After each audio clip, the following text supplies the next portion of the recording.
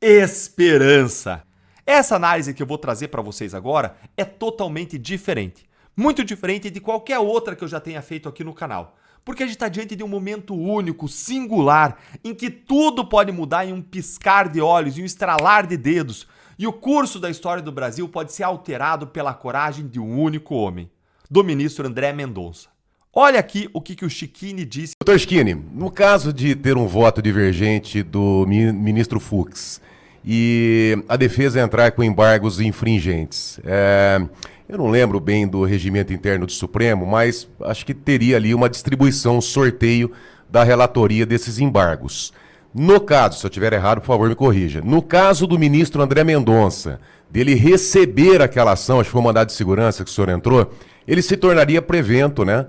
Seria o juízo, para a gente explicar aqui para os nossos ouvintes, o juiz que receberia ali os recursos desse processo no pleno. Esses embargos infringentes, então, sendo interposto pela defesa, se o André Mendonça, o ministro André Mendonça, receber a sua ação, ele seria o relator desses embargos infringentes? Se a minha memória não falha, Borgo, o plenário não tem ministro prevento ainda da trama golpista, tá? Porque todas as vezes que foi para o plenário foi em sede de liminar que não fixou competência. O que acontece? Só para recapitular para as pessoas. Lembram que nas proximidades ali da audiência, na proximidade da audiência do Felipe Martins, que é o núcleo 2, eu fiz um mandado de segurança. Tá? Esse mandado de segurança, por uma questão de sorteio, uma questão divina, né, Pitoli, caiu para o André Mendonça. O André Mendonça, Borgo, como você bem disse, ainda não analisou o meu mandado de segurança. O André Mendonça, que está na segunda turma, né? Ele ainda não analisou o meu mandado de segurança. Fato é que, ao analisar o meu mandado de segurança, ainda, Borgo, que ele negue meu mandado de segurança, mas se ele analisar, ou seja, se ele conhecer, ele analisa, ainda que ele negue, ele pode ser o relator dos recursos do plenário. Então, a primeira turma tem o Alexandre de Moraes como relator da trama golpista. Então, a trama golpista está com o Alexandre de Moraes na primeira turma. Quando esse caso sair da primeira turma e for para o plenário, poderá ser o relator o André Mendonça. Então, Pingou. imagina. Pingou. Doutor, no caso, os embargos infringentes, então teria a possibilidade do André Mendonça vir a ser o relator. Sim, se ele Receber assim o seu mandado de quiser. segurança. Se ele assim quiser, porque com o meu mandado de segurança que está na mesa dele, se ele conhecer do meu mandado de segurança, automaticamente ele vai se tornar prevento dos recursos da trama golpista quando forem para o plenário. Então ele tem a possibilidade de ser o Alexandre de Moraes no plenário, ou seja, ser o relator dos recursos quando chegar no plenário e ele ser o relator do final da trama golpista. O André Mendonça tem a possibilidade de ser o salvador do Brasil.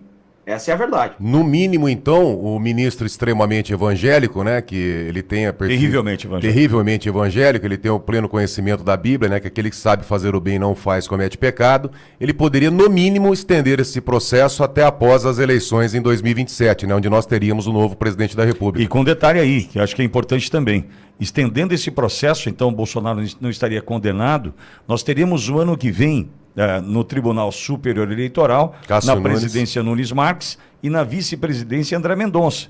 Então aí abre-se uma possibilidade de fato para que a gente veja que Bolsonaro poderia, em disputando a eleição. tese, num recurso... O da André defesa- Mendonça pode conceder ao presidente Bolsonaro a possibilidade de ser candidato a presidente em 2026.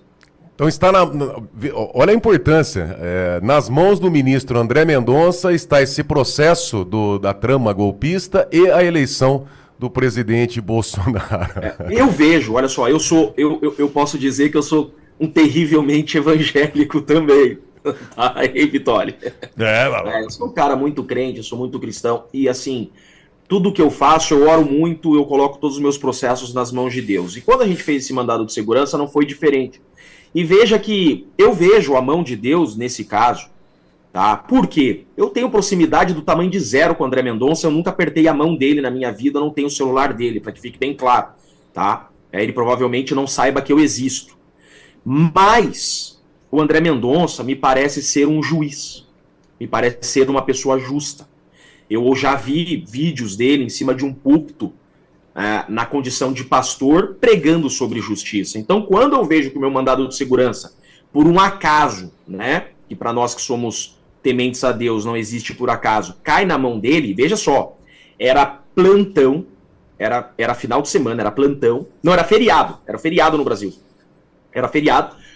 Eu já estava certo que esse mandado de segurança, Pitoli, cairia para o Fachin, porque o Fachin era o ministro plantonista. Só que por algum motivo o Barroso viajou e o Fachin foi a presidente. Então, em razão disso, o meu mandado de segurança teve uma redistribuição que poderia ter caído para o Dino, para o Alexandre de Moraes ou para o André. Essa redistribuição caiu para o André Mendonça. Poderia ter caído para o Dino ou para o Alexandre de Moraes. Então, nunca o André Mendonça teria um caso da trama golpista na mão dele. Nunca. Agora, agora, com esse meu mandado de segurança na mão dele, se ele conhecer do meu MS, ele se torna relator. Agora, Pitoli, eu vou abrir um bastidor aqui para vocês, tá? Que fique bem claro. O meu contato com o André Mendonça é tamanho de 0. Eu sequer pedi reunião e agenda com ele. Não pedi nem para despachar com ele. Tá? Não mandei e-mail pro gabinete, nada. Porque eu, como advogado, eu tenho essa possibilidade de pedir para conversar com ele. E ele tem que me receber. Então, se eu ligar no gabinete, eu na condição de advogado do caso, eu quero falar com o ministro, ele tem que, pelo estatuto da OAB, me receber. Mas, por respeito a ele, eu não estou botando pressão. Mas, Pitoli, não são poucas as pessoas que já vieram falar comigo, Chiquini, não pressione o André Mendonça nas redes sociais, não pressione o André Mendonça. Já recebi inúmeros recados, inúmeras ligações de pessoas pedindo para eu não pressionar. Eu não estou pressionando. Eu estou dizendo que um agente público está diante do processo mais nulo da história do Brasil e o mínimo que eu, na condição de advogado, professor de processo penal e cidadão, espero é que um juiz aplique corretamente a lei. Eu critiquei a dosagem das penas. Eu achei que as penas aplicadas às pessoas que foram participantes daquele movimento não correspondem tanto, no meu entender, a uma justiça. Elas são um pouco acima do que deveriam ser aplicadas. Além disso, eu convivi, acompanho fatos de pessoas que foram reprimidas e que vivem hoje, até hoje. Eu acompanho o caso de uma moça aqui no sul de Minas, não sul de Minas não, mas em Minas, que ela está numa prisão porque participou daquele movimento 8 de janeiro sem ter ido ao Congresso. Mas as redes sociais tinham nela, apresentavam uma série de fatos que mostravam que ela apoiava o Bolsonaro. Então, ela foi presa, teve uma série de problemas em casa, o marido desfez a família. Ela voltou para o pequeno lugar dela, usando tornozeleira eletrônica, e agora tiraram ela de casa e colocaram de novo numa prisão, onde ela está com condenadas, sem poder receber cobertor, porque está frio, a prisão de 3 Corações, e sem poder receber o pai ainda, que dependem de uma autorização do Alexandre de Moraes.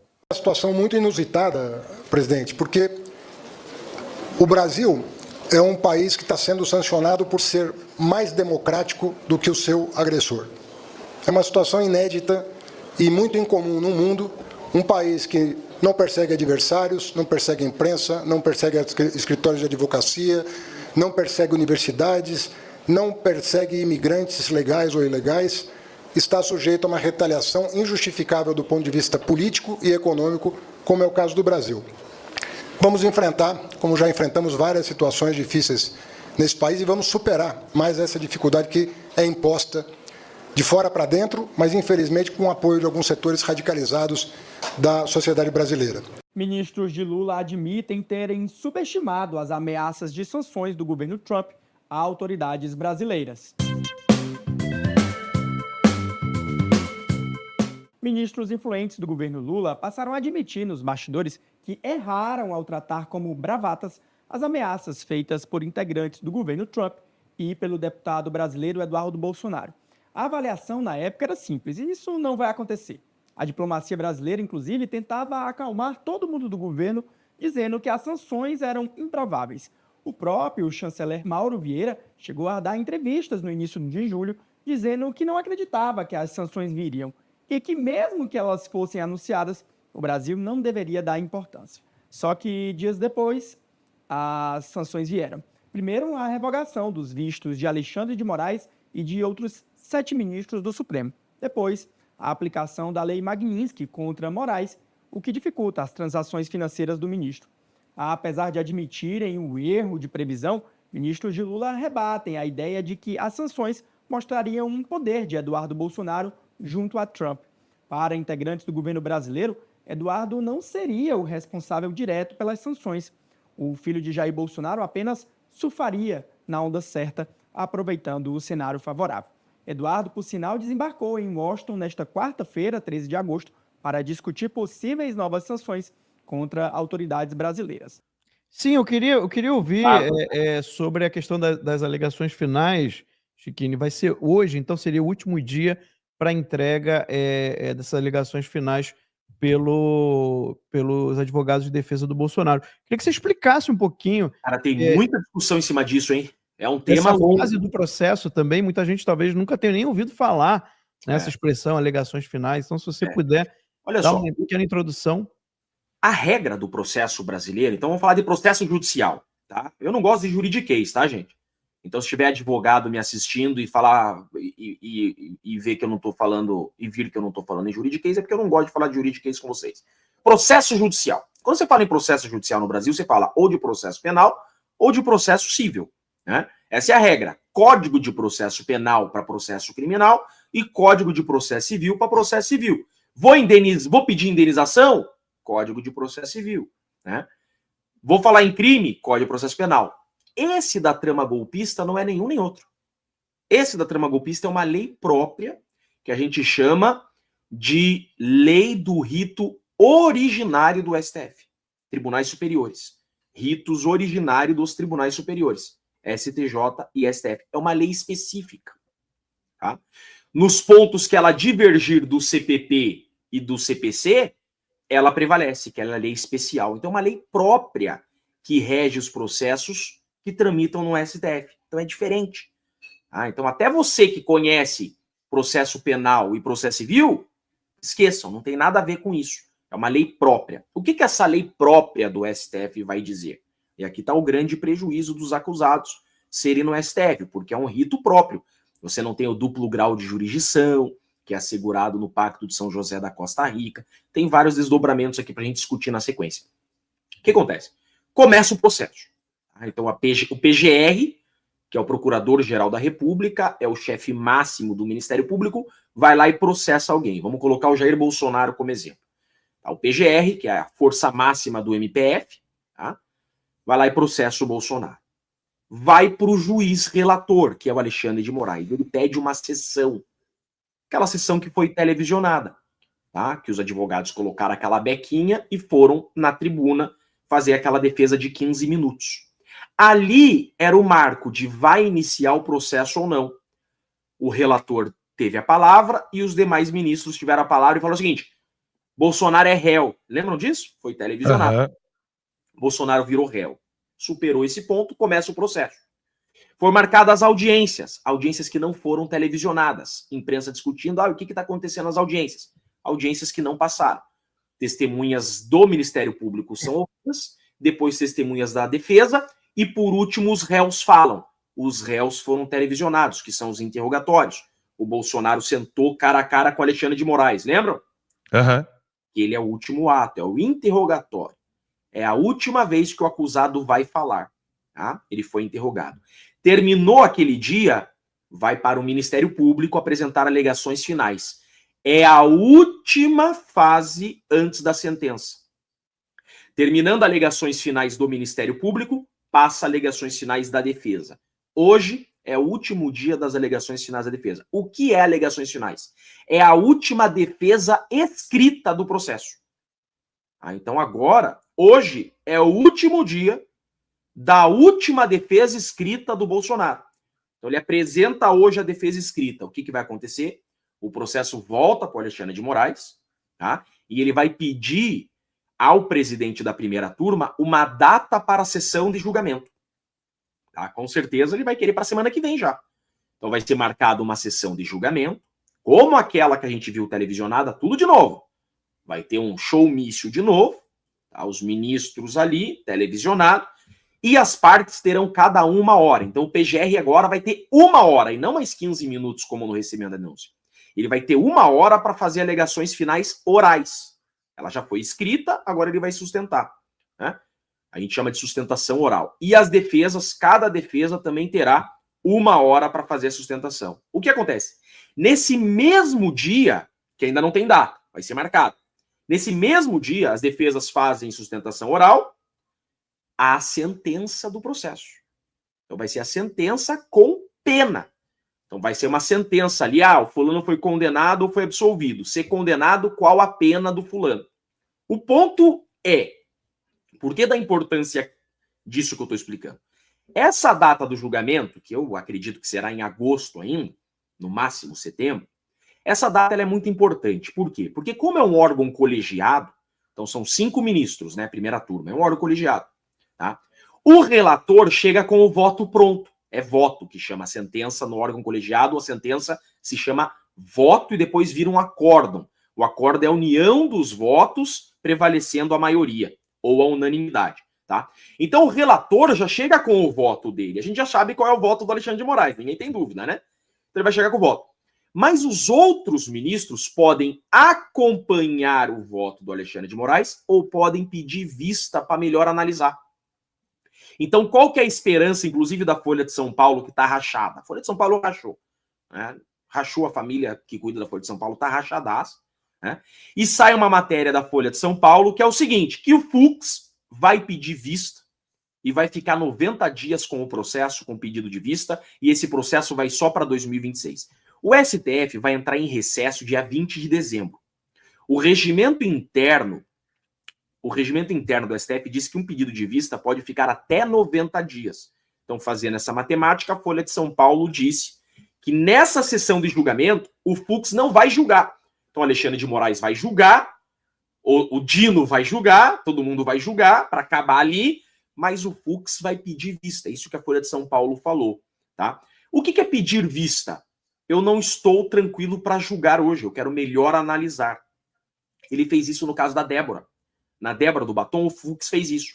O Alexandre de Moraes, todo mundo chega com o voto, o Fux fala, não, essa pena aí eu não estou confortável, eu quero melhor analisar. E ele tira de pauta, então o processo não acaba ali. Tá? Só que ele tem até 90 dias para ficar com o processo. Ele não vai ficar 90 dias. Se ele ficar 90 dias, não acaba em 2026. Mas, olha só, ele vai tirar de pauta para melhor analisar e volta com o processo. Então é marcada uma nova sessão de julgamento para ele apresentar o voto dele. Porque um órgão colegiado é maioria que tem que decidir. Então todo mundo tem que votar, não pode acabar sem ter o voto de todo mundo. Então se um pediu vista, suspende. Só vai terminar quando todo mundo votar. O que eu tô esperançoso, e eu acredito que vai acontecer isso, tá? O Fux, quando naquela sessão de recebimento da denúncia, o Fux disse o seguinte, que esse processo é muito complexo, é um processo de uma magnitude nunca vista anteriormente no Brasil, e que não deveria ser decidido na primeira turma, que esse processo deveria ser decidido no plenário. É isso que ele falou. Então o que eu acho que o Fux vai fazer? Ou ele vai pedir vista, ou ainda que ele não peça vista, ele vai divergir do Alexandre de Moraes. Isso é uma certeza que eu tenho. Tá? Isso é uma certeza que eu tenho. O Fux vai divergir propositalmente. Por quê? Porque ele quer que esse caso vá para o plenário. Ou seja, se for unânime, gente, tá? Se essa sentença da primeira turma, esse acórdão, tá? Essa decisão da primeira turma for unânime, acabou o processo. Se for uma condenação unânime, não cabe nem recurso. Cabe só um embargo de declaração que é julgado em uma semana, pronto. Vai todo mundo iniciar o cumprimento da pena. Começa a fase de execução de pena. Agora, se a decisão não for unânime, por exemplo, o Fux ele divergir numa vírgula dos demais. Então, se o Fux divergir do Alexandre de Moraes em qualquer ponto, na pena, na quantidade da pena, nasce para as defesas a possibilidade de fazer um recurso que se chama embargos infringentes.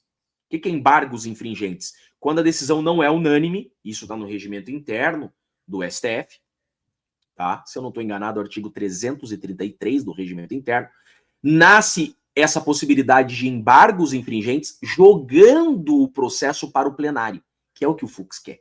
Então, acredito que ele vai propositalmente divergir para que esse caso vá para o plenário. Só que indo para o plenário já não é mais 2025, impossível. Tá? Então, eu tenho certeza que esse caso não termina em 2025. Tá? Então, vai para o plenário. Só que no plenário... Desculpa te interromper. Então, você acha que vai ser empurrado até 2026? Isso é uma certeza. Não termina em 25. Isso é uma certeza, isso é uma garantia. Isso é certeza absoluta. Porque o Fux já deixou bem claro que esse caso vai para o plenário. Tá? Vai para o plenário. Então, embargo vai para o plenário. O problema é que quando esse caso chegar no plenário, Alan, aqui está. Por isso que eu acredito que esse caso pode se estender para 2027, eu vou explicar agora. Tá? Quando esse caso chegar no plenário, tá, que o debate vai ficar para 2026, lá você tem 11 ministros, é quórum estendido. Então lá você tem André Mendonça, você tem Gilmar Mendes, você tem Cássio, você tem o Fachin, você tem outros ministros que nunca tiveram contato com esse processo. E a pressão popular está muito grande e a pressão magnífica, né, está grande demais. Então o Brasil está numa panela de pressão. O que acontece? Eu acredito que chegando esse caso no plenário, outros ministros vão pedir vista. Você tem um processo com 78 terabytes que o ministro nunca olhou. É humanamente impossível, esse caso chegar no plenário, você pautar para a semana que vem. Então o que vai acontecer? Os ministros vão ter que se debruçar sobre o processo. Aí vai se debruçar sobre o processo. Tá? Abre prazo para a PGR apresentar contra-razões. Mais um mês. Marca a sessão. Chega na sessão, óbvio que alguém vai pedir vista. Então André Mendonça, por exemplo, pede vista e vai ter que pedir, porque não tem como julgar esse processo em 90 dias. Volta. Outro pode pedir vista. Mais 90 dias. E pode ficar nessa de pedido de vista e se estender para 2027 ainda. Tá? No pior cenário, esse caso acaba no primeiro semestre de 2026. No pior cenário. Tá? No melhor cenário, só 2027. Mas isso é uma certeza que eu dou para vocês. Tá? A estratégia do Alexandre de Moraes de ter esse caso terminado em 2025 não vai acontecer. Isso com certeza não vai acontecer. Esse caso é um caso de plenário, tá? E no plenário são 11 ministros, né, gente? Tem André Mendonça para discutir, tem Cássio. Pensa, o Fux, que todo mundo achava que era aliado do sistema, já está divergindo em vários pontos. Imagina a hora que chegar no plenário, né? Que você vai ter um quórum estendido. Então tem muita água para rolar. Tá? Fato é que o Bolsonaro está preso hoje indevidamente, tá? Porque ele está preso provisoriamente. Está errada essa prisão do Bolsonaro. O que o Alexandre de Moraes fez em prender o Bolsonaro é porque ele está imaginando que esse processo vai terminar em 2025, ele já quis garantir a prisão do Bolsonaro. Ele antecipou a prisão do Bolsonaro. Tá? Só que ele vai cair do cavalo, porque esse processo não vai terminar em 2025. E o Bolsonaro está preso de forma antecipada. E agora imaginem só, se esse processo se estende para 2027. Você tem essa trama golpista, o Bolsonaro não está inelegível. Só fica inelegível depois que acaba, que a gente chama de trânsito em julgado. O que é o trânsito em julgado? Não cabem mais recursos. Isso é o trânsito em julgado. Então, esgotaram os recursos. Veio a sentença, não cabe mais recurso para nenhuma das partes, vai iniciar a execução de pena. Aí sim você pode falar em ineligibilidade. O Bolsonaro não está inelegível por esse processo. As ineligibilidades do Bolsonaro são por aquelas duas bobeiras do TSE. Que ano que vem o TSE tem composição Cássio e André. Inclusive podem derrubar a inelegibilidade. Então eu digo uma coisa pra vocês. Não é impossível o Bolsonaro candidato em 26. Olhem só. O cenário é esse. E eles estão... E ontem eles autorizaram, com muitas aspas, né, autorizaram o Bolsonaro a fazer exames e receber visitas. Você vê nisso alguma trap? Como é que fala? Uma Armadilha? Armadilha? Sim, ó, nós não somos desumanos, como vocês estão falando. Então, o The Washington Post divulgou ontem que o Brasil está sendo desumano. New York Times falando que o Alexandre de Moraes ele é desumano. Lei Magnífica. Né? Hã? Teatro, né? Teatro. Não, vai lá fazer exame. É só para mostrar como Alan. O Alexandre de Moraes, ele virá com sentenças absolutórias. Ele vai absolver gente. Não acho que ele vai condenar todos os 34, não. Que nem nas sessões de recebimento da denúncia, teve denúncias rejeitadas. Porque esse processo, ele é uma criação. Esse processo da trama golpista, ele existe apenas para dar uma legitimidade à perseguição. Então, é um processo criado para dar aparência de legitimidade àquilo que, em verdade, é uma perseguição política.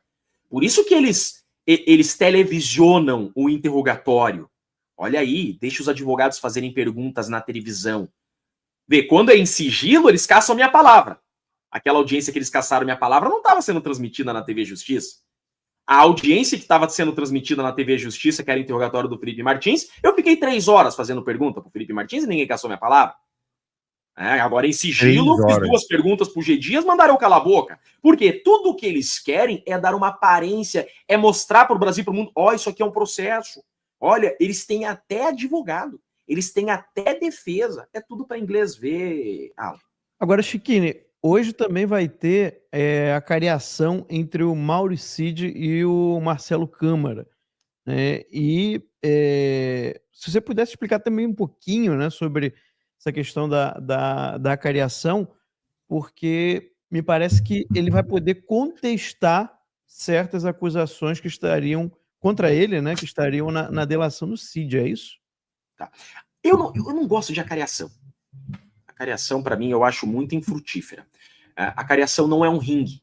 O povo acha que a cariação é um ringue. Não. A lei fala o seguinte da cariação. Tá? A cariação é o seguinte. Existem pontos de divergência.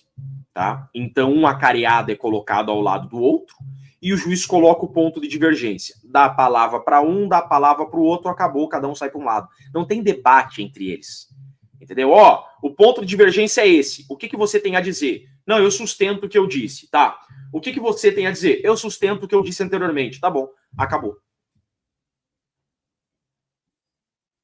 Entendeu? Agora, o Chiquini, sobre todo esse processo que a gente está vendo e essa questão do Moraes, né, que você trouxe, do processo, na verdade, que ele pode ir a plenário, isso daí seria também já um efeito da Lei Magnitsky, de toda essa lupa internacional que está em cima do STF nesse momento, e principalmente em relação ao julgamento do Bolsonaro. Eu vi até a mídia comentando de que o Fux talvez poderia pedir vistas, e se for a plenário, os outros ministros, como o André Mendonça, o Cássio Nunes, também poderiam pedir vistas, né? Eu queria que você falasse um pouquinho sobre isso também.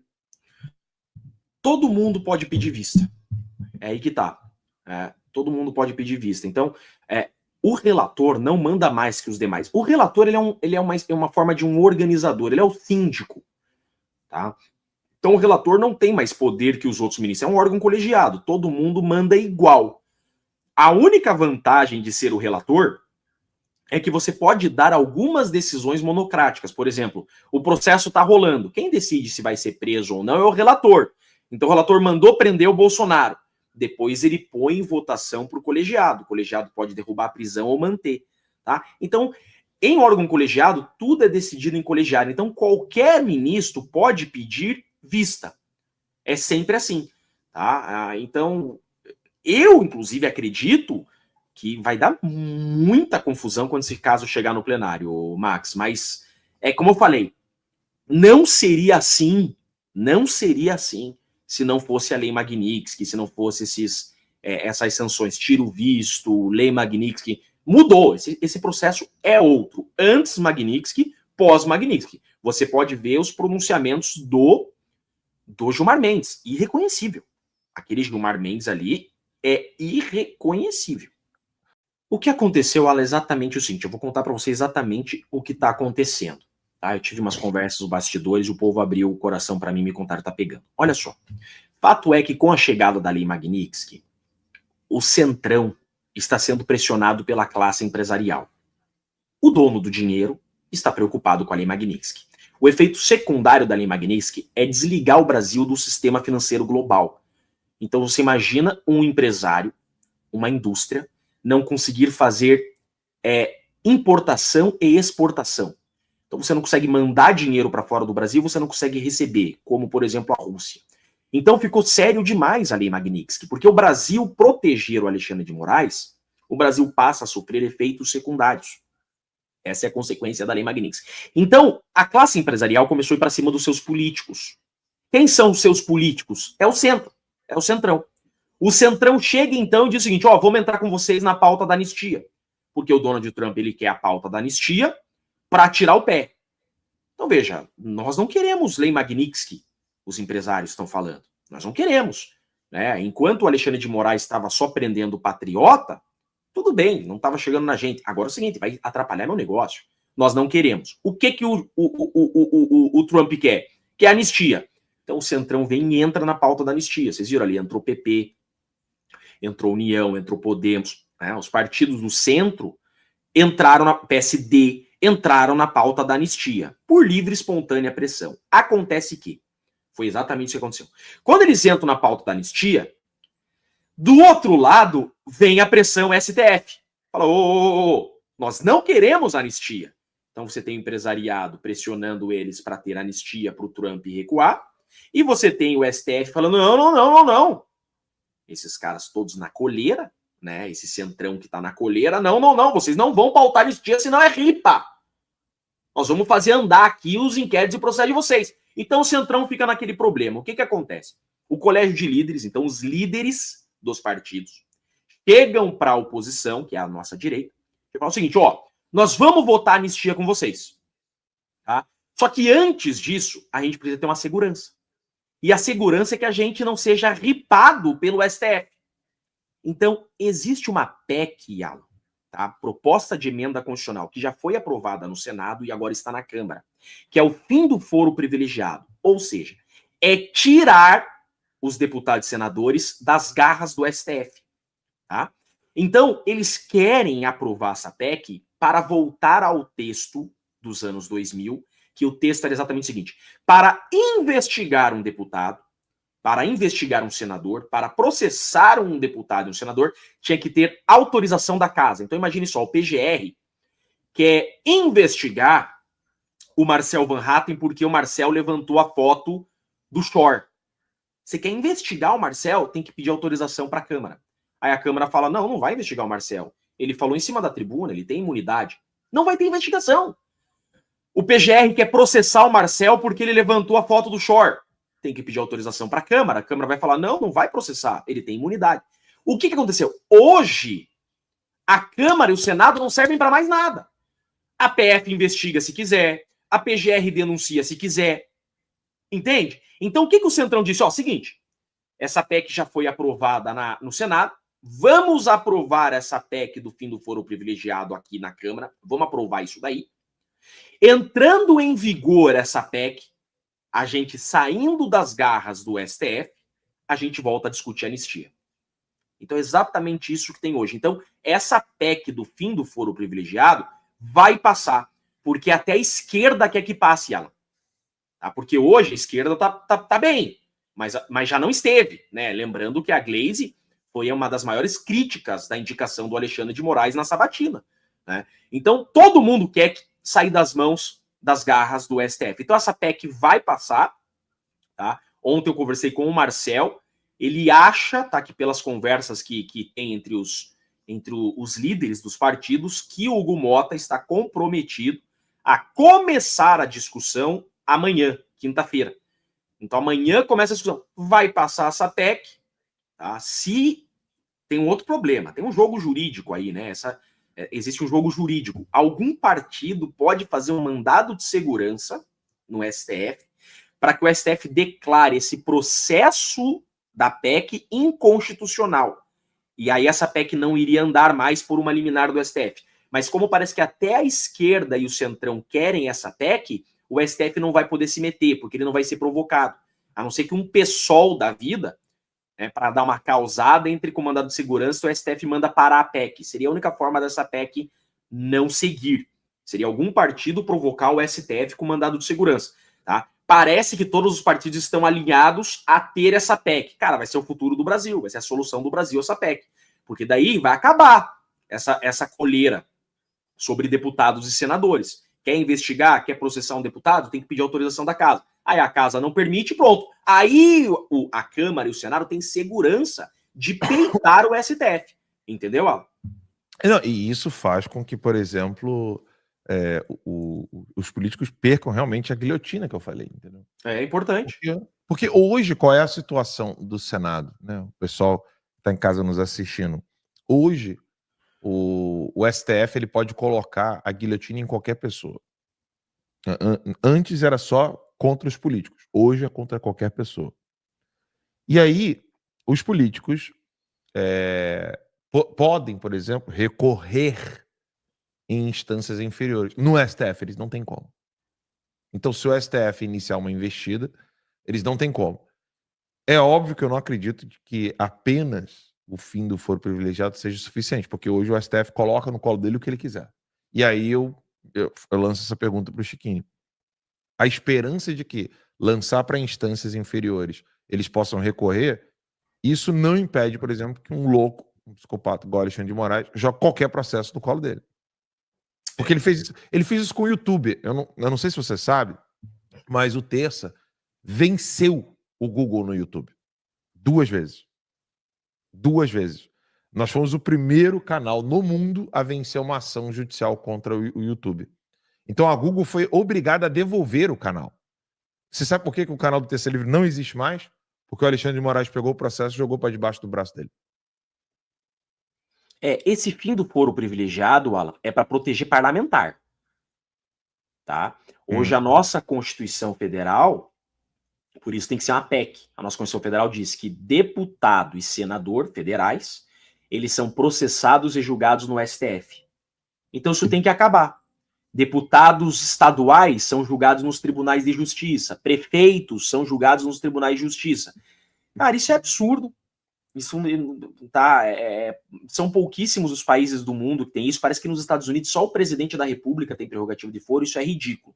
Para mim, inclusive, isso viola tratados internacionais. O Pacto de São José da Costa Rica diz que não existe processo legítimo sem duplo grau de jurisdição. O que é duplo grau de jurisdição? O direito de recorrer.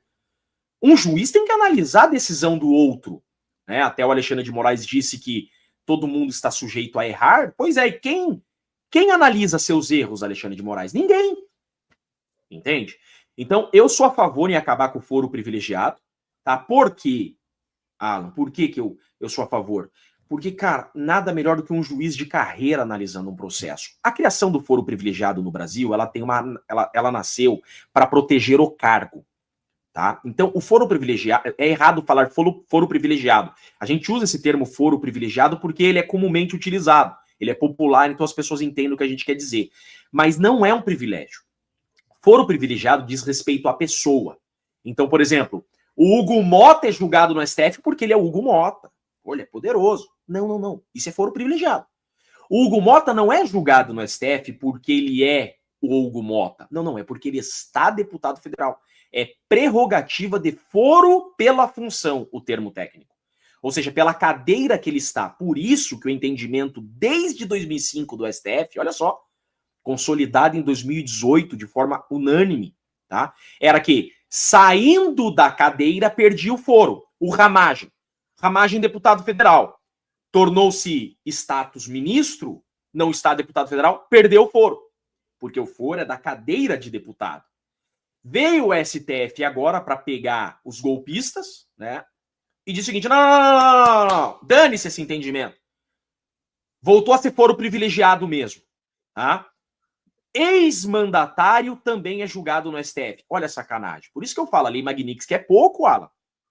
A Lei Magnitsky é pouco. Um entendimento desde 2005 que o foro é da cadeira. Os caras vêm e mudam isso. Falam o seguinte, e a Constituição fala que o foro é da cadeira. Não. Ex-mandatário também vai ser julgado no STF. Pô, isso tá errado. Não bastasse eles criarem isso, o regimento interno dizia que, tendo foro por prerrogativa, é plenário do STF. Eles vêm e mudam o regimento interno e falam, não é plenário, é turma, para jogar para a primeira turma.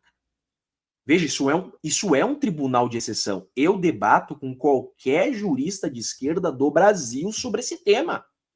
Eu fico horas aqui, tá? Horas, porque eles só fizeram chicana jurídica até agora para prender esses 34 acusados. Veja, mudaram o entendimento consolidado de 2005, estão desrespeitando a Constituição em dispositivos básicos, mudaram o regimento interno do STF em 2023, tudo pós-trama golpista. Como que é o nome disso?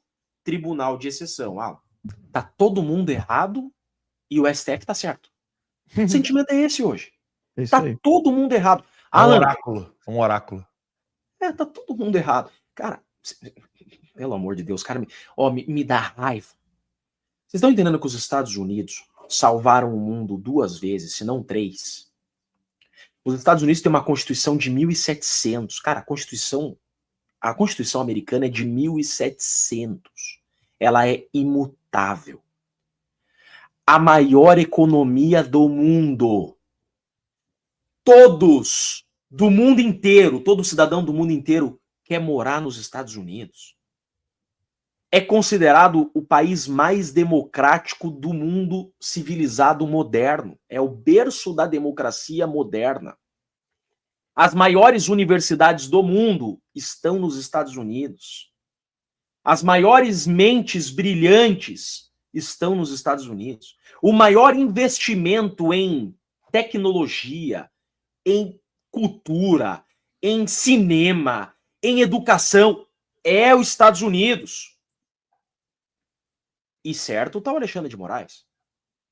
Os maiores jornais do mundo estão criticando o Alexandre de Moraes. The New York Times, Washington Post, Wall Street Journal, tem jornal na Europa. Só 675 pessoas no mundo tomaram a lei Magnitsky. E o Alexandre de Moraes é uma delas. O Alexandre de Moraes está certo e o mundo está errado. Departamento de Estado americano dizendo que o Brasil é uma ditadura. Certo tá o Gilmar Mendes dando entrevista para Globo News. Vejam a bolha que o Brasil se tornou. Nós somos uma Coreia do Norte que ainda podemos viajar. Porque na Coreia do Norte as pessoas não podem sair do país porque é crime sair do país. Mas o Brasil vive uma bolha. E o último suspiro do Brasil é um pouquinho da rede social que a gente tem. Porque perfis são derrubados no Brasil. Então, é muito sério isso que nós estamos dizendo. É muito sério. Os Estados Unidos dizendo que o Brasil é violador de direitos humanos. Porque o Brasil é violador de direitos humanos. Por que é que os Estados Unidos, do tamanho da sua grandeza, a Flórida é o PIB do Brasil? Os Estados Unidos é 18 vezes o PIB do Brasil. Por que é que os Estados Unidos está incomodado com o Brasil? Porque o Brasil é uma ditadura na América Latina. Por isso que o Alexandre de Moraes está entre 675 sancionados, junto com o Hezbollah, junto com o Al-Qaeda, porque são violadores de direitos humanos. E, para finalizar, o Brasil tem tratados e convenções internacionais que se comprometeu a cumprir. Veja só, você, para fazer parte do mundo globalizado, para não ser Rússia, para não ser Venezuela, para não ser Coreia do Norte, você faz parte de tratados. E o Brasil, quando, na sua insignificância, que já teve, quis fazer parte do mundo globalizado, porque é um país rico em minérios, é um país com potencial, quando o Brasil quis fazer parte do mundo globalizado, ele começou a pactuar em tratados e convenções internacionais. E esses pactos e convenções internacionais são compromissos, inclusive pós-Segunda Guerra Mundial, de não torturar pessoas, de respeitar o devido processo legal, o duplo grau de jurisdição, de respeitar direitos humanos. O Brasil está quebrando tratados e convenções internacionais que se comprometeu a cumprir para fazer parte do mundo globalizado. O que os Estados Unidos está fazendo é: nós vamos tirar vocês do mundo globalizado. Nós vamos desligar vocês, assim como desligamos a Rússia, a Coreia do Norte, Cuba, porque vocês, assim como esses países, estão se tornando ditaduras e não estão respeitando os tratados e convenções que nós exigimos que sejam respeitados para que você faça parte do mundo globalizado. É isso que o Brasil se tornou. O Brasil está prestes a ser desligado porque uma caneta manda em 218 milhões de habitantes. O que eu acho disso? O que eu acho é que uma caneta é maior que 200 milhões de habitantes. uma caneta é maior que 81 senadores, porque o nosso país é corrupto, o nosso país é formado por políticos corruptos que precisam votar o fim do foro privilegiado para ter coragem de enfrentar a ditadura. É isso que a gente vive no Brasil hoje, Max. Agora, Chiquini, antes de você se despedir, eu quero mostrar bota a imagem na tela aí, produção. O tamanho da canalice da imprensa e mostrar para as pessoas o seguinte: se você odeia a canalice da imprensa, está odiando pouco. Pouco. Bolsonaro pede saidinha de prisão domiciliar para fazer Ó exame. que canalha, ó que vagabundo o cara que escreveu isso. Olha Entendeu? isso. Saidinha de prisão domiciliar. Olha a imprensa que nós temos. É revoltante isso aí, Chiquini. É, cara, fala. Ontem eu tava conversando num grupo de advogados, eu tava debatendo num grupo de advogados lá. Eu escrevi assim, gente, eu penso todos os dias por que é que eu fui fazer direito, cara. Cara, eu tô enlouquecendo, velho. Eu tô igual aquele juiz do auxiliar do Alexandre de Moraes. Tô perdendo a sanidade, a rigidez mental. Né? Por que é que eu fui fazer direito? Porque nada, ó, minha luzinha que eu coloco aqui em cima, como que as luzinhas acabou a bateria? Não, Desligou, tá mais escuro. Cara, eu não vejo mais, não tem mais lei sendo aplicada no Brasil. O Brasil virou um grande jogo de Uno. Já jogaram Uno? Já. Uno é o seguinte, você joga bêbado na praia. É assim que é Uno. E Uno, cada um tem a sua regra, velho. O Brasil não é um jogo de xadrez como é os Estados Unidos. Estados Unidos é um jogo de xadrez, né? A torre tem a posição para andar, o peão, né? O Brasil é jogo de Uno, cada um joga de um jeito, cada um aprendeu a jogar de um jeito, cada um acha que é de um jeito. Cara, não tem segurança jurídica. A segurança jurídica para mim, não é porque eu sou advogado, mas é que eu vejo dessa forma, a segurança jurídica é a engrenagem da economia. Porque é na segurança jurídica que o empresário vai saber se ele pode contratar ou demitir. É na segurança jurídica que ele vai ter a segurança se ele vai executar aquele contrato, ele vai receber. Se aquela multa contratual ela vai ser honrada. Se aquele TED daquele banco que eu contratei vai ser honrado. Se o banco não vai me dar calote. Se aquele cheque, se ele voltar, eu vou executar. Então a segurança jurídica é a engrenagem do país. O Brasil não tem segurança jurídica. Eu, enquanto investidor, o que eu vou fazer? Eu vou embora. Eu vou sumir desse país. Eu vou para a Argentina.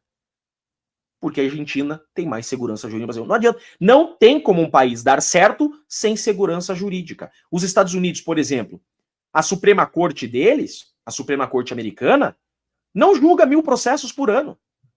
O Brasil julga 1000 processos por minuto. Agora com inteligência artificial.